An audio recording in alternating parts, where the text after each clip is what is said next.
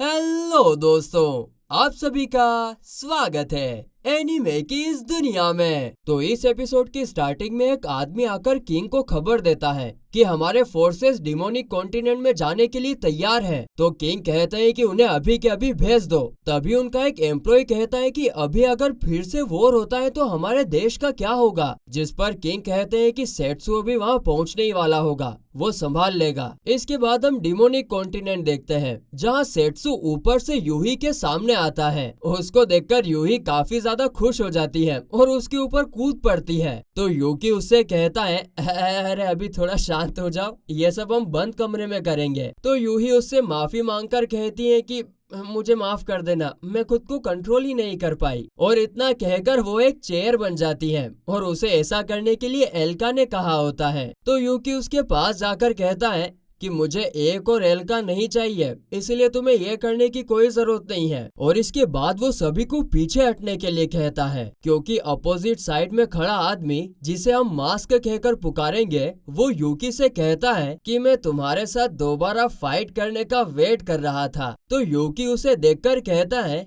कि तुम वही आदमी हो जिसके साथ मैंने डेजास के पैलेस में फाइट की थी। तो मास्क कहता है कि तो तुमने मुझे याद रखा है, ये अच्छी बात है, लेकिन अब मैं पहले जैसा नहीं हूँ। तो वहीं यूकी फाइट करने से पहले यूही और बाकियों की तरफ देखता है। उन्होंने एक शील्ड बना दिया था। आगे मास्क यूकी से पूछता है कि तुम इन कमजोरों की इतनी परवाह क्यों करते हो। जिस पर यूकी पूछता है कि तुम कहना क्या चाहते हो। तो मास्क कहता है कि तुम्हारी नजर में तो वो लोग कीड़े मकोड़े जैसे होंगे, तो क्या इतने स्ट्रोंग होने के बाद भी तुम्हें उनकी परवाह करके खुशी मिलती है। जिस पर यूकी कहता है कि मुझे ताकतवर या कमजोर से फर्क नहीं पड़ता है, जो लोग मेरे अपने हैं मैं हमेशा उन्हें प्रोटेक्ट करूंगा। जिस पर मास्क कहता है कि इस वर्ल्ड को तबाह करना ही होगा। जिस पर यूकी कहता है कि अगर दम है तो कोशिश कर लो, पर मेरे होते हुए तुम कुछ नहीं कर पाओगे। और बस इतना कहकर यूकी उसके ऊपर अटैक करने आ जाता है। तो इस तरफ हम देखते हैं कि शॉपकीपर भी सब पर अटैक कर रही होती है। और तभी वहाँ पर शीरो और मिनी को आते हैं। तो शीरो उससे कहती है कि मुझे पता है कि दीदी आप बुरी इंसान नहीं हो, इसीलिए अगर आप हमें अपनी सिचुएशन समझा सकती हो तो हमें लड़ना नहीं पड़ेगा। जिस पर शॉपकीपर हंसने लगती है और कहती है तुम मुझे दीदी बुलाना बंद करो, तुम्हारे ये झूठे रिश्ते से मुझे उल्टी आती है। और फिर वो उन पर अटैक कर देती है, लेकिन शीरो और मिनी को उसके अटैक को रोक लेते हैं। आगे शॉपकीपर कहती है कि अगर तुम दोनों सच में मुझे अपनी बहन मानती हो तो बिना कुछ करे चुपचाप मेरे हाथों से मर जाओ।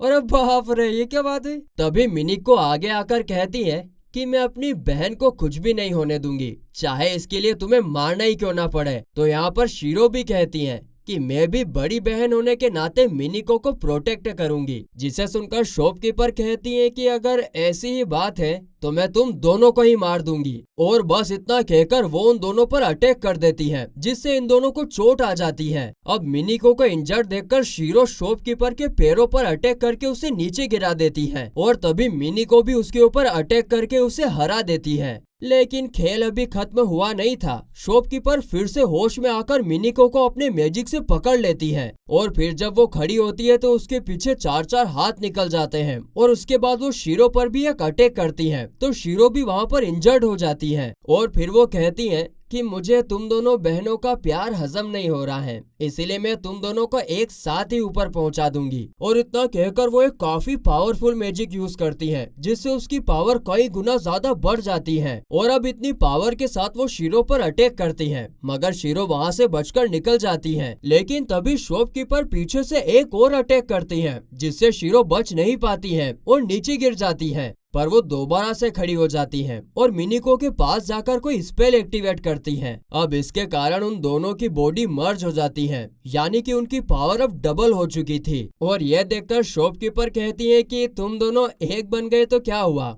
अब भी तुम मेरा बाल भी बाका नहीं कर पाओगी। मगर तभी एकदम से वो दोनों शॉपकीपर के पास आ जाते हैं, जिसे देखकर शॉपकीपर हक्का बक्का रह जाती है। मगर उसे अभी भी अक्कल तो आई नहीं थी और वो दोबारा उन पर अटैक कर देती है। लेकिन शीरो और मिनी को उसके अटैक को रोककर एक ही झटके में उसका खेल खत्म कर देते हैं। और वो कहते हैं कि हमने तुम्हारे सभी हाथों को तबाह कर दिया है, इसीलिए तुम अब और फाइट नहीं कर सकती। पर यहाँ पर तो शॉपकीपर फिर से उठकर उन पर अटैक करने की कोशिश करती है और फिर वो दोनों फिर से उसे मारकर गिरा देते हैं। और इस अटैक के बाद वो दोनों अलग अलग हो जाते हैं। तो वहीं नीचे गिरी हुई शॉपकीपर को देखकर शीरो पूछती है कि दीदी क्या आपकी कोई बहन भी थी? तो शॉपकीपर आसमान की ओर देखकर कहती है कि हाँ शायद, और इतना कहकर वो मर जाती हैं। तो दूसरी तरफ हम एक और दुश्मन को देखते हैं जिसके ऊपर किसी भी स्वॉर्ड का कोई असर नहीं हो रहा था, मानो कि वो लोहे का बना हुआ है, और इसीलिए हम इसे मेटल मैन कहेंगे। और वो एक एक करके सारे सोल्जर को सिर्फ पंच मारकर ही ढेर कर देता है। लेकिन तभी वहाँ रोआ आकर उसे एक जोरदार पंच मारती है जिससे वो एकदम दूर जाकर गिरता है। लेकिन हम देखते हैं कि इससे रोआ के हाथ में ही चोट आ जाती है। आगे मेटल मैन कहता है कि तो तुम असल में बीस्ट किंग की बेटी हो, लेकिन तुम्हारे पंच का तो मेरे ऊपर कोई असर नहीं हुआ। जिस पर रोआ कहती है तो तुम मेटल के बने हुए हो, है ना? तो वो आदमी कहता है कि हाँ, लेकिन मुझे ह्यूमंस ने ही बनाया है। काफी कम एज से ही मेरे ऊपर काफी सारे एक्सपेरिमेंट्स पर एक्सपेरिमेंट हुए और इसी वजह से मुझे ये ताकत मिली है। और इसी तरह टोमा समा ने मुझे नई जिंदगी दी है। जिस पर रोआ गुस्से में कहती है कि तुम अपनी बकवास बंद करो, टोमा ही इतने लोगों की मौत की वजह है और वो इस दुनिया को तबाह करना चाहता है। तो मेटल मैन कहता है कि इसमें गलत क्या है? इस दुनिया में जो भी स्ट्रॉन्ग होता है उसे उसकी मनमानी करने को मिलती है, और यही बात मेरे ऊपर एक्सपेरिमेंट करने वाले इंसानों पर भी लागू होती है और तुम्हारे दोस्त रोगा पर भी। अब ये सुनकर तो रोआ और ज्यादा भनना जाती है और उसको एक जोरदार किक मारती है, लेकिन इसका उसके ऊपर कोई भी असर नहीं होता है और उल्टा रोआ के पैर से खून निकलने लगता है। आगे रोआ कहती है कि तुम्हें ऐसे किसी के बारे में नहीं बोलना चाहिए जिसे तुम जानते तक नहीं, और भले ही तुम आयरन से बने हो या सोने से, मैं तुम्हें तब तक मारूंगी जब तक तुम्हारे टुकड़े टुकड़े नहीं हो जाते। इसके बाद मेटल मैन अपने आप को छोटे छोटे मेटल बॉल्स में बदलकर हर तरफ से रोआ पर अटैक कर देता है, जिससे रोआ इंजर्ड होकर नीचे गिर जाती है। और उसे देखकर मेटल मैन कहता है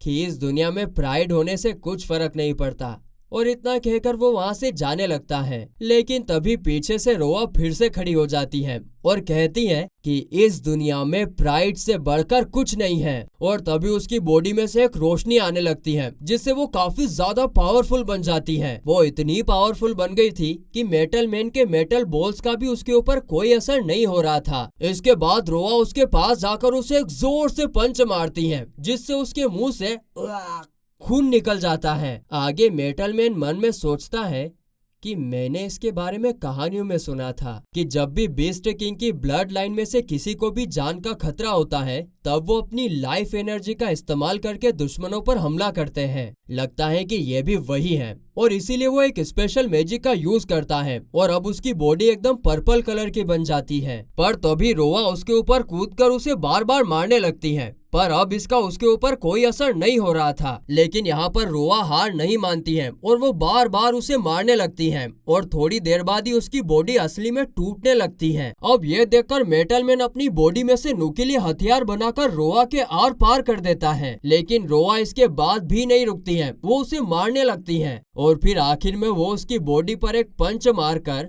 उसे हरा देती है। और वो कहती है कि एक बीस्ट मैन की प्राइड ही उसके लिए सब कुछ होता है। और इतना कहते ही वो नीचे गिरकर बेहोश हो जाती है। लेकिन मेटल मैन अभी भी खड़ा था और वो बेहोश रोआ के पास आकर उसके ऊपर कोई मैजिक करने लगता है और देखते ही देखते रोआ की सभी इंजरीज एकदम से ठीक हो जाती है। अब रोआ होश में आकर पूछती है कि तुमने ऐसा क्यों किया? जिस पर मेटल मैन कहता है कि तुम एक नादान बच्ची हो, तुम्हें ऐसे देखकर मुझे अच्छा नहीं लगा, और इतना कहकर वो नीचे गिर जाता है। आगे रोआ पूछती है कि तुम जैसा नेक दिल वाला आदमी टोमा के साथ काम क्यों कर रहा है? जिस पर वो कहता है कि मेरे जैसा आदमी को और कौन अपने पास रखेगा, हाँ लेकिन तुम्हें और तुम्हारे इस प्राइड को जिंदा रहना चाहिए। तो रोआ कहती है कि तुम चिंता मत करना, मैं तुम्हारे प्राइड को भी अपने साथ जिंदा रखूंगी। इसके बाद हम दूसरी तरफ देखते हैं कि यूकी और मास्क की फाइट चल रही होती है, जहां वो यूकी को अपने शेडो मैजिक से काबू में कर लेता है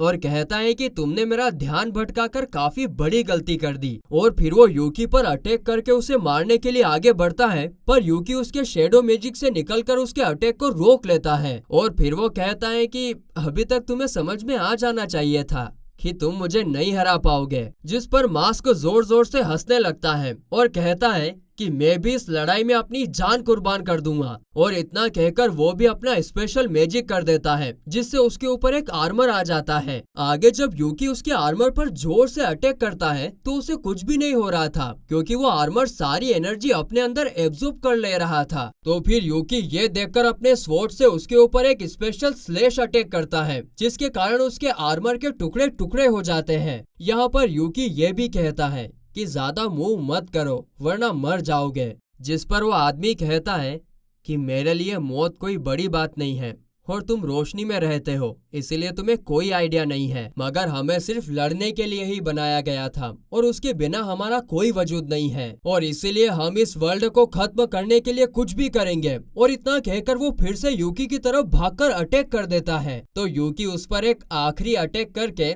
उसे खत्म कर देता है। इस तरफ टोमा को भी पता चल गया था कि उसके सभी साथी मारे जा चुके हैं। वो कहता है कि तुम अभी भी मेरे खिलाफ खड़े हो सेट्सू, लेकिन इस बार ये सब खत्म कर देंगे। देखते हैं भाई कौन किसको खत्म करता है। खैर ये एपिसोड तो यहीं पर खत्म होता है।